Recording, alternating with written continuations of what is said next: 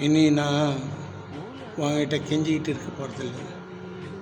உன் அன்புக்காக, உன் அக்கறைக்காக, உன் பாசத்துக்காக, ஏன் உன் டைமுக்காக.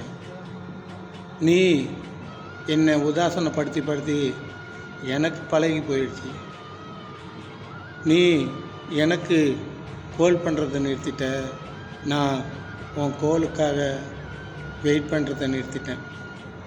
நீ எனக்கு மெசேஜ் அனுப்புறதை நிறுத்திட்ட. நான் ஒரு நாளைக்கு 100 தடவை உன் மெசேஜை பார்ப்பதை நிறுத்திட்டேன். நீ என்னை விட்டு விலகி தூரம் போக போக நான் உன்னை விட்டு தூரமாக தள்ளியே நின்றுட்டேன்.